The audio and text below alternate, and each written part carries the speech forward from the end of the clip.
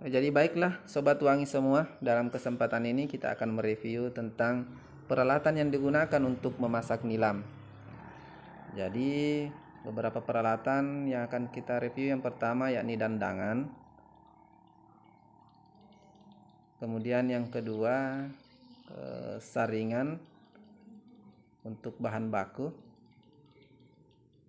Selanjutnya yang ketiga yakni penutup pada ketel agar uap ini tidak keluar. Kemudian selanjutnya bak pendingin agar air yang keluar bisa sedikit lebih dingin. Kemudian yang terakhir ini pipa uap. Untuk mereview ini ikuti terus channel ini, mudah-mudahan bermanfaat.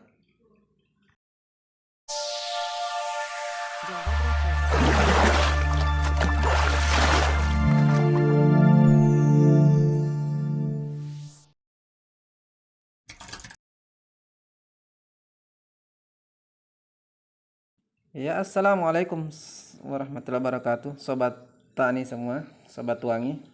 Jadi pada kesempatan ini kita akan mereview tentang peralatan penyulingan.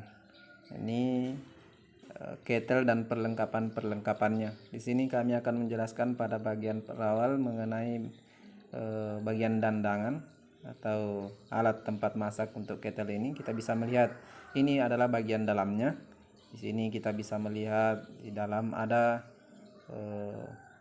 pipa yang besar seperti ini. Ini biasanya disebut kalampe untuk di daerah kami. Ini biasanya kalau api sangat kencang ini bisa masuk ke dalam semacam pipa besi ini, sehingga menimbulkan panas yang lebih lagi, sehingga proses mendidih air bisa lebih kencang.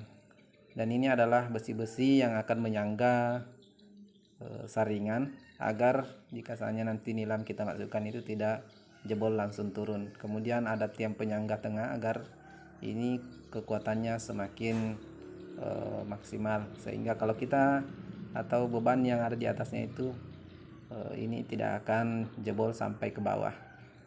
Nanti kami akan memperlihatkan mengenai saringannya. Di sini yang digunakan adalah jenis besi stainless. Kurang lebih ini sekitar 5 lembar untuk bagian dindingnya, dan pada bagian bawah ini sekitar kurang lebih 1 lembar.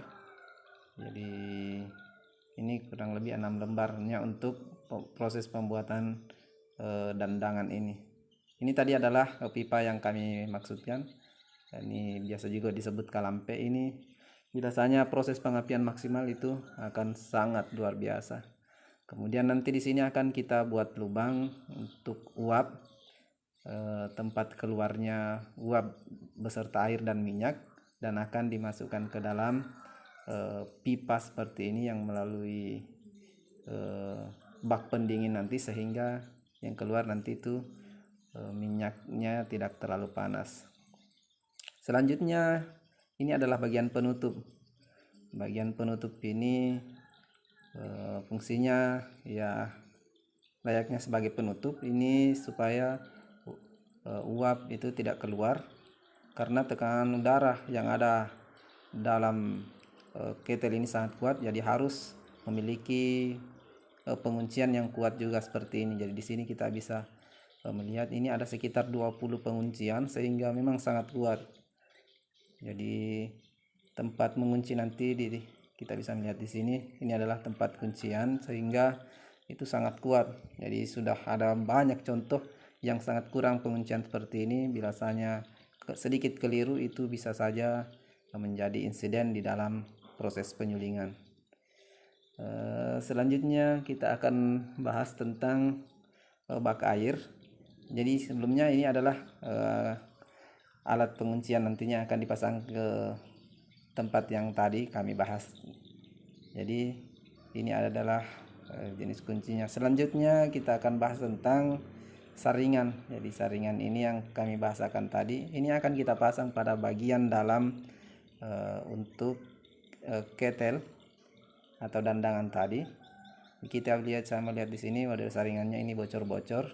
Ini ada banyak alternatif yang biasa digunakan oleh para pemilik kettle biasa juga menggunakan kayu, namun saat ini lebih efektif menggunakan seperti ini.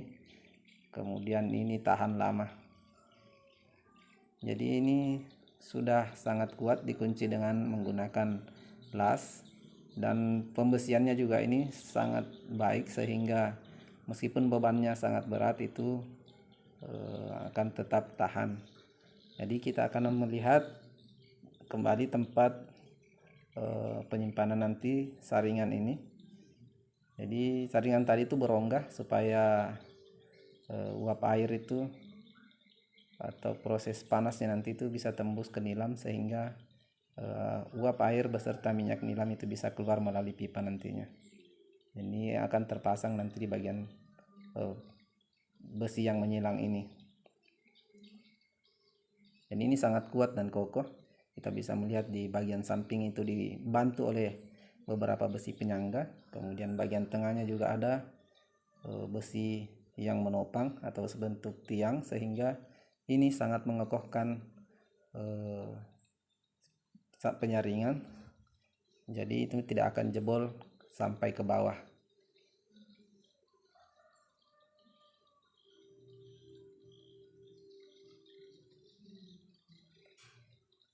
Dan selanjutnya nanti nih masih ada, karena ini sebenarnya masih banyak kekurangan dari kettle ini yang belum selesai, terutama bak atau saluran air atau masukkan air ke dalam bak ini itu belum ya. Di sini kita ada lubang nanti ini untuk masukkan air. Kemudian nanti juga ada pipa pelepas tekanan. Jadi ada nanti pipa pelepas tekanan di bagian sini berlawanan arah biasanya dengan masuknya air. Kemudian di sini, jadi nanti akan kami pasang di sebelah sini. Dan selanjutnya nanti masih akan ada di bagian bawah. Ini adalah pipa penguras. Biasanya kettle ini hendak kita cuci, karena sejatinya sebaiknya kettle itu harus lebih sering kita cuci, karena itu bisa saja banyak sekali kotoran-kotoran yang ada di bagian alas daripada kettle kita, misalnya pasir atau serbuk-serbuk dari nilam yang kecil yang lolos dari lubang saringan. Jadi itu untuk bagian dalam. Kemudian selanjutnya ini adalah bak pendingin. Jadi bak pendingin ini juga lumayan besar, bahkan lebih besar ini mungkin akan lebih baik, sehingga minyak yang keluar yang melalui pipa peluap ini bisa lebih dingin, sehingga proses nantinya untuk mengambil minyak itu mudah dan memiliki minyak yang mudah untuk diperas. Dan bagian dalam daripada bak ini sendiri kita bisa melihat di dalamnya ini ada pipa spiral yang melilit. Jadi ini sangat panjang. Jika ini bisa dibentangkan, mungkin panjangannya ini sudah sangat jauh, karena ini adalah pipa 6 meter yang kurang lebih sekitar 10 batang. Jadi ini sangat panjang. Jadi ini akan dilalui oleh uap dan minyak yang keluar melalui kettle dan akan mengelilingi pipa spiral ini, hingga berharap keluar nanti di ujung spiral ini nanti akan ada lubang di ujungnya juga seperti ini. Itu tempat keluar minyak. Sedangkan ini adalah pipa yang nantinya akan kita sambungkan ke antara kettle dengan pipa spiral ini yang menuju ke bak pendingin. Dan ini dikunci dengan baik dan maksimal agar kokoh dan tidak goyang-goyang. Seperti di sini pengunciannya sangat kuat. Ini ditopang oleh besi-besi yang lumayan besar. Kemudian tiap lingkaran spiral ini, pipa ini dikunci seperti ini, kemudian diberi las supaya tahan dan tidak terlalu bergerak. Ini tujuannya agar besi spiral ini tidak gerak kiri kanan, karena jika spiralnya akan pindah. Kemudian ini yang terakhir adalah bagian seharusnya berada di bagian dalam dapur, cuman karena saat ini kami tidak berada di bagian dapur, jadi kami hanya bisa memperlihatkan ya, sedikit tentang besi ini. Ini adalah besi yang digunakan untuk ya, ini adalah besi rel yang akan dipasang di dapur, yang akan menjadi penyanggah untuk kayu bakar sehingga proses pembakaran itu bisa maksimal. Jadi untuk saat ini terima kasih untuk melihat.